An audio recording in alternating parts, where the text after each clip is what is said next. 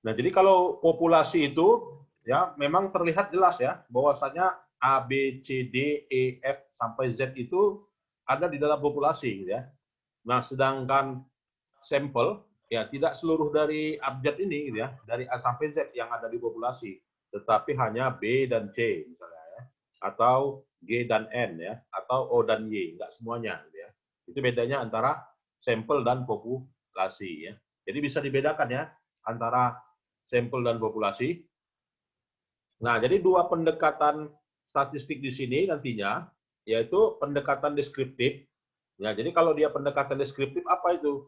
Ya, pendekatan mengumpulkan, collecting, meringkas, summarizing, menyajikan, presenting. Nah, jadi kegiatannya meliputi tiga kegiatan itu. Nah, kalau dikatakan dengan statistik inferensi, gitu ya statistik atau inferensial statistik itu adalah drawing conclusion, ya menggambarkan kesimpulan terkait dari populasi berdasarkan pada sampel. Nah, jadi kalau berbedanya antara deskriptif statistik dengan inferensial apa bedanya? Ya, kalau dia inferensial, ya bagaimana menyimpulkan dari sampel ya. Tetapi kalau statistik deskriptif tidak, gitu ya, menggambarkan, ya dikumpulkan, ya dikolek, ya kemudian diringkas, summarize, ya kemudian di present, ya ditampilkan. Nah, jadi di situ gambarannya statistik deskriptif itu adalah bisa berupa survei, gitu ya. Jadi kalau dia survei nanti akhirnya dideskriptifkan, gitu ya. Dan penyajian data deskriptif ini bisa dalam bentuk tabel, ya, bisa dalam bentuk grafik. Kemudian bagaimana karakteristik dari datanya? Ya, jadi dari karakteristik datanya hanya bisa dirata-ratakan. Itu namanya deskriptif statistik.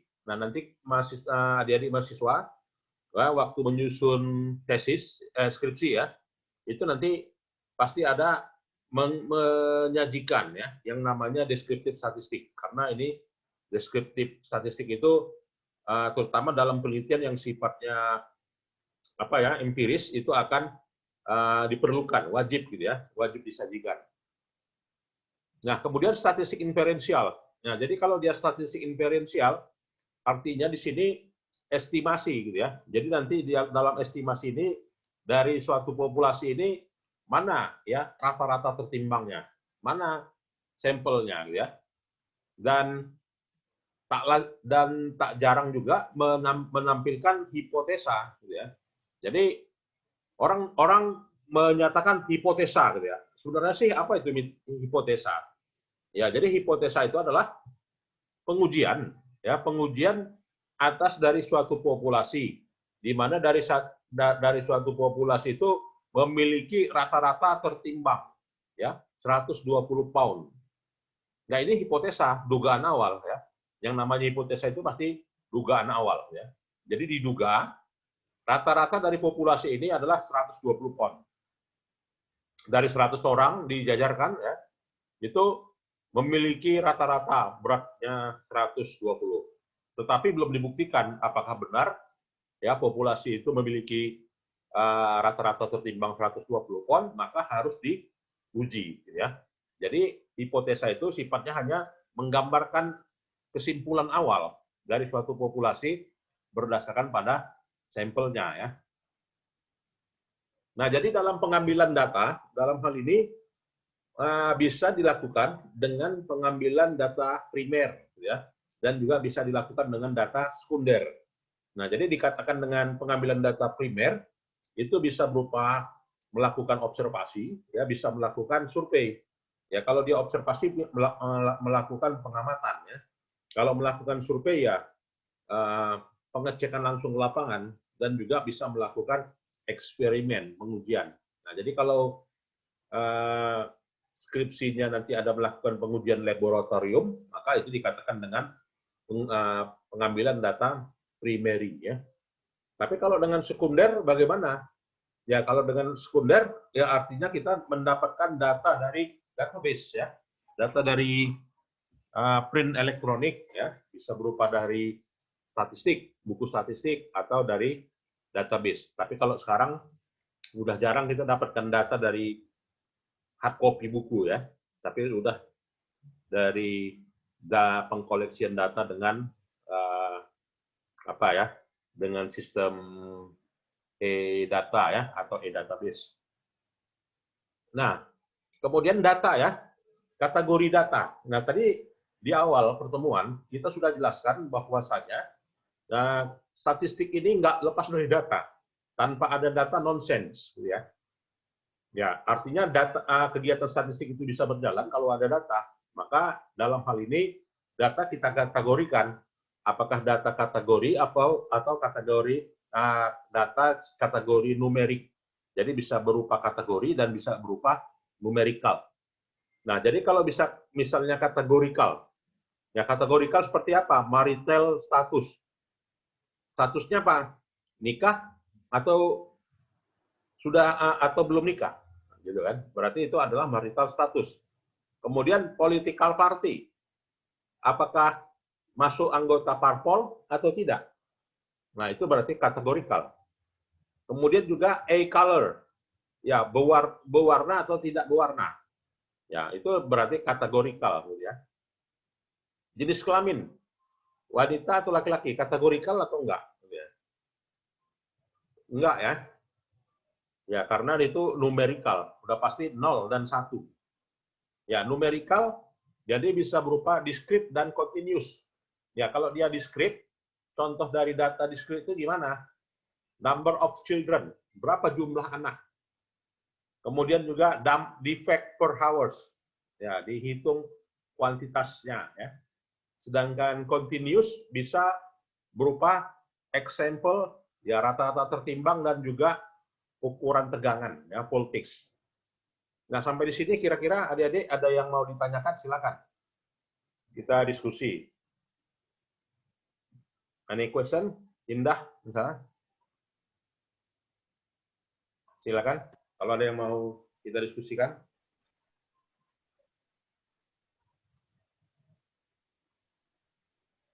Baik, kalau tidak ada, kita lanjutkan. Tidak. Yosi, misalnya. Yosi Olivia. Pak, ini kan kita statistika penelitian arahnya untuk menyusun skripsi kan? Ya. Tapi kita harus. Kalau kan. Ya.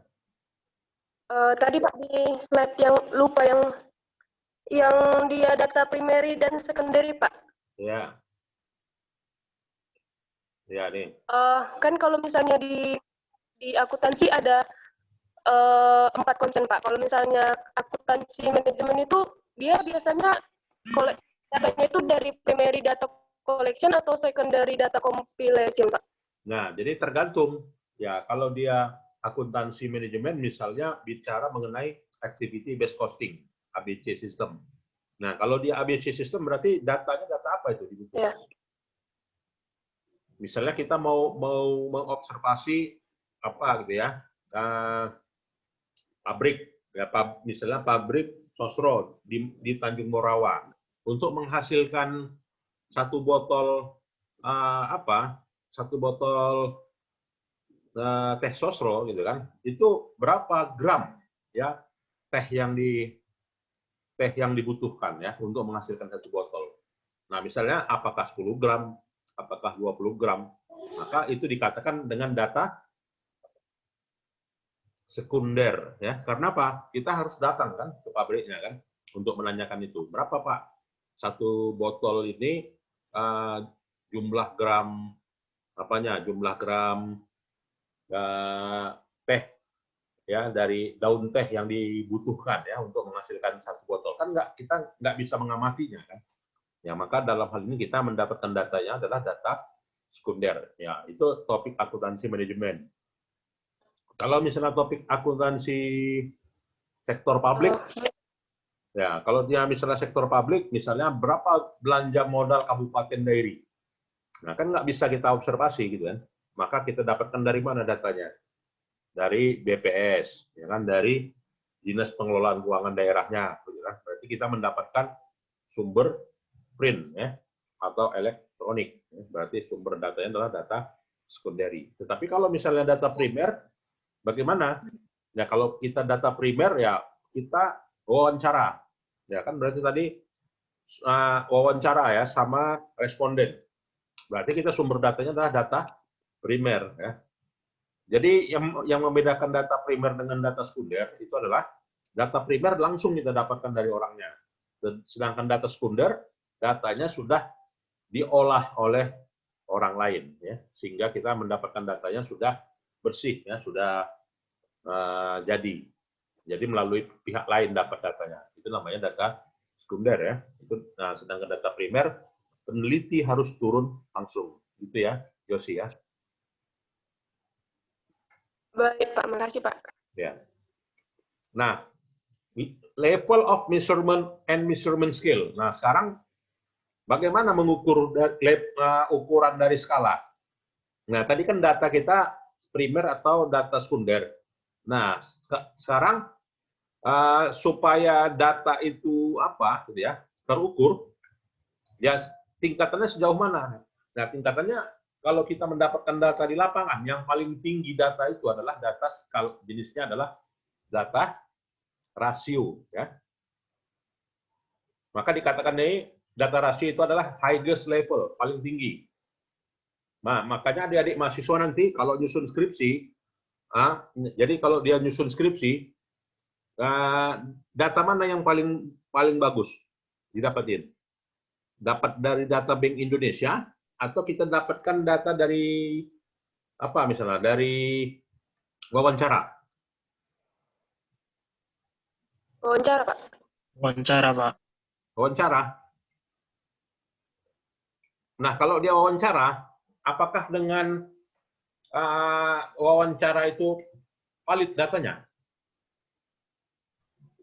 Kita tanyakan misalnya kepada responden A hari ini. Kemudian besok kita tanyakan pada responden B. Kira-kira jawabannya sama nggak? Nggak sama, Pak. Nggak sama kan? Berarti nggak valid ya? Ya, tidak valid. Yang valid itu yang paling mana? Ya data rasio. Kenapa?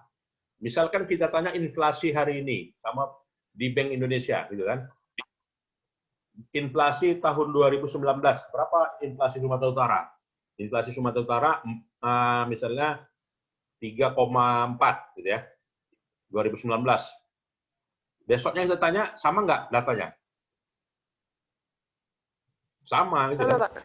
Sama ya, karena udah diolah, udah resmi kan, udah tanda tangan di situ pejabat statistik menyatakan inflasi Sumatera Utara ya besarnya sebesar sekian persen, gitu kan? Nggak akan berubah itu.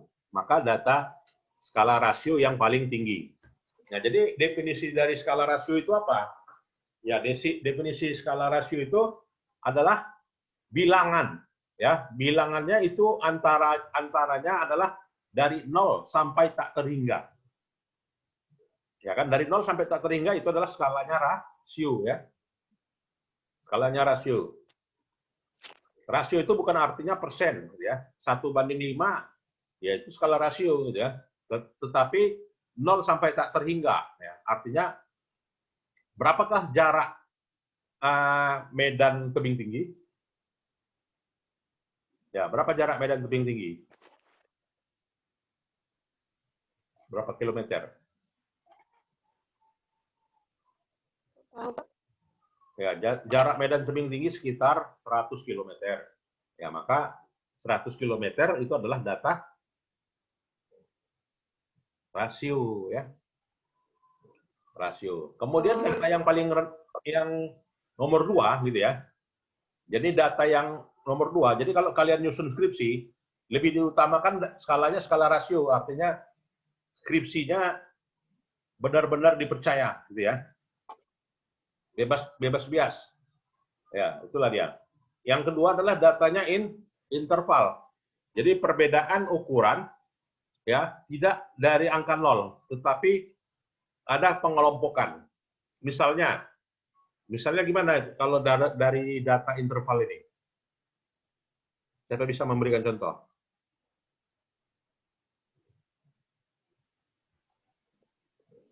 Ya, siapa bisa memberikan contoh data interval?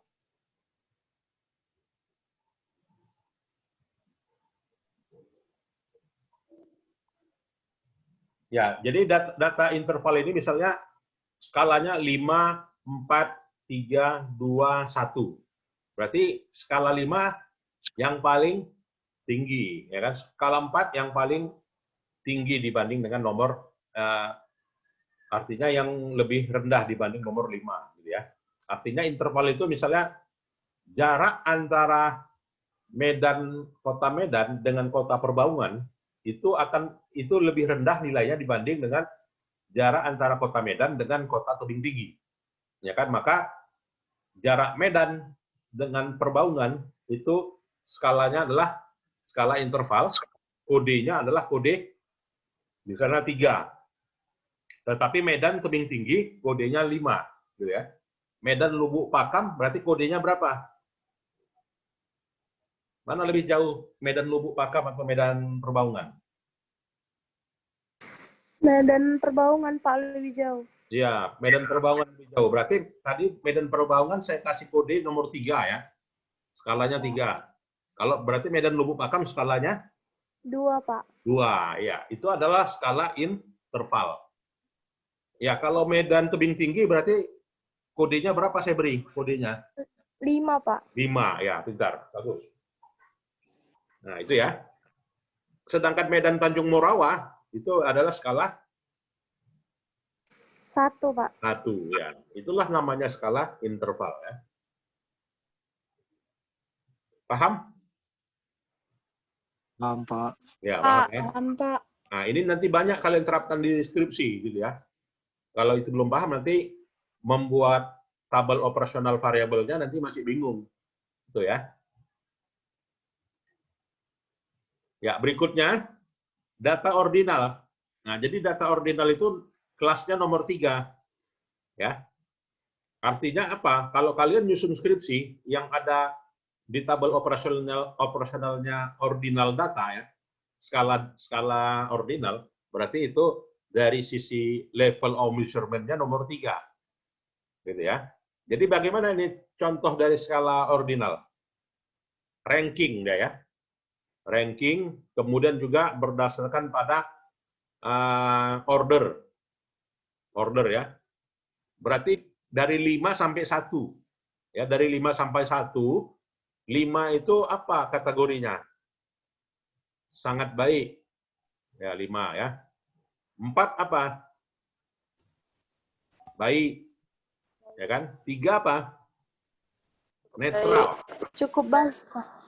Netral ya. Harus selalu diberikan responden itu jawaban netral ya. Kalau responden itu tidak diberikan jawaban netral, dia akan, wah saya nggak mau jawab deh, karena saya tidak menganggap itu baik atau tidak baik misalnya.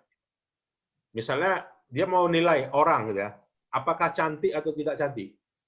Ya kan? Ada yang orang beranggapan, oh itu sangat cantik. Wah itu jelek. Tapi dia kan nggak mau bilang jelek, dia dianggap biasa-biasa aja deh. Berarti kan nomor berapa skalanya? Biasa-biasa aja. 3. 3. 3, Pak. Ya 3 itu kan. Nah jadi 5 itu sangat baik, 4 itu baik, 3 itu netral, 2 itu tidak baik. Ya 1 itu sangat tidak baik. Tidak baik. Nah, itulah dia cara menyusun ordinal ya. Jadi ordinal itu dari sisi riset nomor 3 ya kelasnya ya. Baru yang keempat adalah nominal. Ya, jadi nominal ini disebut dengan data pengkategorian. Jadi data pengkategorian yang mana? Ya, laki-laki atau perempuan. Berarti itu skalanya apa? Laki-laki atau perempuan. Berarti skalanya apa? Di antara yang 4 ini. Interval, Pak. Kategori, ya kan? Berarti apa? Nominal data, Pak. Nominal. Nominal data. Ya, ada nggak yang lain dari perempuan dan laki-laki? Nggak ada, Pak. Nggak Tidak ada, ada. gitu kan? Berarti laki-laki kasih kode 1, perempuan dikasih kode 0. Banci, ada nggak? Gitu kan? Ya, banci kan tetap diakui jenis kelaminnya, gitu kan? Ya nggak ada itu banci menurut metode penelitian ya. Jadi pengkategorian nominal data tidak mengenal itu.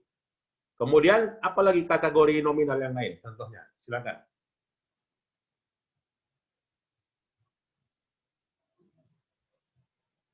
Ya, contohnya misalnya bangkrut atau tidak bangkrut. Ya kan, mahasiswa sering menyusun skripsi, ya kan, memprediksi kebangkrutan. Nanti kesimpulannya apa? Bahwasanya ada potensi, biasanya potensinya dua, gitu kan, potensi bangkrut atau tidak bangkrut bank yang ada di Bursa Efek Indonesia pada tahun 2020. Nah, jadi kalau mahasiswa ada yang mau mau meneliti tentang potensi kebangkrutan karena COVID-19 ya pada perbankan, pada asuransi gitu kan, itu kan semuanya mengalami masalah likuiditas gitu ya. Jadi boleh diteliti pakai model Altman Z-score ya. Jadi pakai model Altman Z-score apakah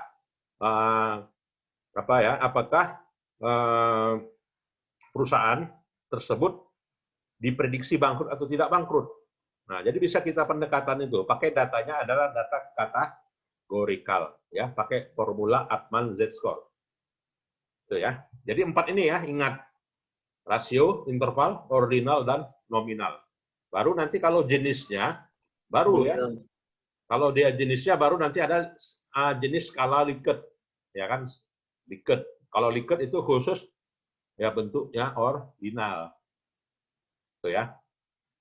Jadi antara rasio, interval, ordinal, dan nominal, nah inilah dia example-nya. Height, ya, mengukur height, berat, umur, ya kan, apalagi weekly, food spending, interval, temperatur, ya, standar exam score, gitu ya, standar ujian, ya, standar ujian. Jadi kalau misalnya yang dapat A, ya kan, berarti skala apa itu masuknya?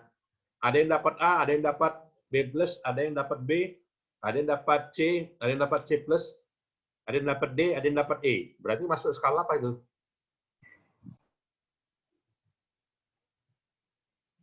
Silakan. Ordinal data. Ya. Ordinal. Interval apa, Pak?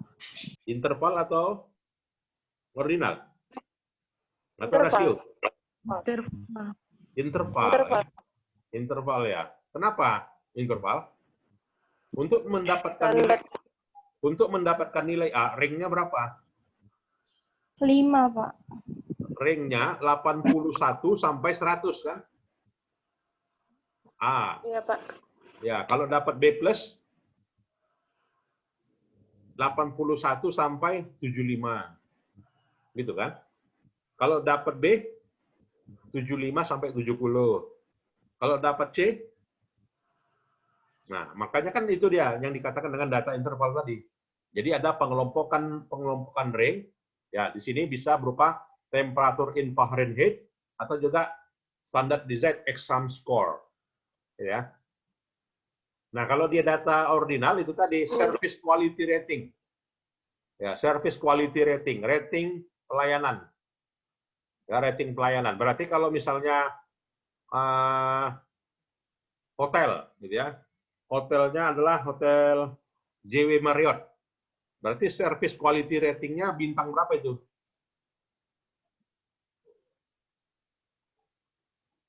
Bintang 5. Bintang 5, Pak. 5, Pak. Bintang 5, ya kan? Kalau Hotel Garuda Plaza? Bintang 4. 4, gitu ya. Nah, itu dia. Kalau misalkan Grand Antares? Bintang 3. Bintang 3, Pak. Nah, itu dia, 3, ya. Pak. Kemudian standar for bond, ya. Artinya kalau ada yang mau meneliti dari standar utang, rating utang, mana lebih besar hutang Indonesia, ya kan, dibanding dengan hutang Malaysia. Utang Indonesia, Pak. Hutang Indonesia besar, kan gitu kan. Maka itu nanti ada hubungannya ke standar N4, ya, bond rating. Atau juga student letter grade, IPK. Ya kan, IPK mahasiswa, gitu kan. Ya, student letter grade, ada yang IPK-nya 3,5, ada yang 3,30 ya, ada yang 2,7, ada yang di bawah. Ada yang Nasakom ya. Di bawah 1, kemudian nominal data ya, marital status tadi, dan juga type of car owned. Apakah pemilik kendaraan asli atau sewa ya, rental. Itu ya. Nah, itulah ya perkuliahan kita yang pertama ini. Silakan kalau adik-adik ada yang mau bertanya, silakan. Silakan. Cukup jelas? Jelas, Pak. Ya, cukup jelas ya. Baik. Jelas, Jadi Pak. nanti saya ada memberikan tugas gitu ya di Google Classroom mengenai data ya. Jadi nanti kita di sini praktik langsung ya. Jadi kita tidak teoritis. Nantinya setelah perkuliahan ini ya, setelah habis perkuliahan ini semuanya, kalian bisa mengolah data statistik.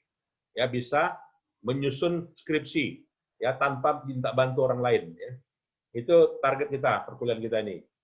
Nanti saya berikan tugas untuk download data ya. Download data ekonomi negara-negara Uni Eropa ya.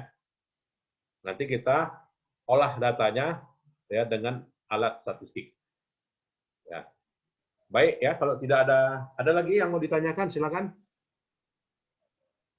Saya itu tadi ya ringkas dan juga setidaknya tersampaikanlah ya inti dari perkuliahan kita ini. Ada? Pak, saya mau nanya, Pak. Ya. Ini Pak yang review types of data and measuring itu Pak yang lebih bagus digunakan untuk skripsi itu yang bagian mana Pak? Kategori Rasio. Nah, jadi rasio ya, yang paling tinggi ini kan dia level ya. Jadi level of measurement. Nah, jadi tingkatan ukuran dan juga skala pengukurannya. Jadi kalau mau skripsi kalian yang bagus adalah rasio. Artinya kenapa rasio? Ya karena valid datanya kan. Misalnya mau meneliti tentang apa ya, negara di antara negara Eropa gitu kan, mana yang paling baik dalam pengelolaan inflasi. Nah, itu kan berarti kan nggak bisa apa ya, artinya kalau dalam masa situasi Covid ini ya kita lebih mudah gitu ya. Lebih mudah mendapatkan data rasio ya dibanding dengan data yang lainnya. Itu. Kalau misalnya kita ambil data di Bursa Efek Indonesia, berarti data yang mana itu? Kita ambil data di Bursa Efek Indonesia, misalnya harga saham. Berarti data apa? data rasio, Pak. Rasio, ya. Kalau misalkan return saham, berarti data apa? Return saham. Data apa itu? Rasio juga, ya. Kalau misalnya apa ya? Jumlah dana perimbangan, ya. Ada yang meneliti tentang akuntansi sektor publik. Tapi menurut saya nggak usah lagi lah meneliti itu ya. Artinya udah banyak itu. Kalau bisa nanti saya mengarahkan kalian supaya meneliti data-data keuangan Eropa, ya, negara-negara di dunia. Tapi nanti saya berikan linknya, ya, linknya untuk dicari datanya dan nanti kita olah. Saya langsung praktikan. Ya. Ada lagi? Oke, Nggak baik. ada, Pak. Ya, baik. Kalau tidak ada, berarti udah jelas ya pertemuan kita kali ini. Ya, bahwasanya kita mengukur data, kemudian juga kita sudah bedakan mana yang statik inferensial, gitu ya. Ya, dan apa bedanya antara populasi dengan sampel. Itu ya inti dari perkuliahan kita ini. Baiklah, lebih dan kurang itu saja yang perlu saya sampaikan. Kalau tidak ada, kita sudahi ya. Sampai jumpa minggu depan ya, adik-adik sekalian. Oke, Iya, Pak. Pak. Ya. Makasih, Baik, Pak. Pak. Terima kasih banyak, Pak. Baik, Pak. Terima kasih, Pak. Baik, Pak. Terima kasih, Iya, Pak. Pak. Ya, Makasih, semuanya ya. Pak. Terima kasih, Pak. Iya, Pak. Ya, Iya, Pak. ya, boleh lift down, lift dari Zoom-nya. Iya, Baik, Pak. Pak. Oke, Pak. Oke, Pak. Pak.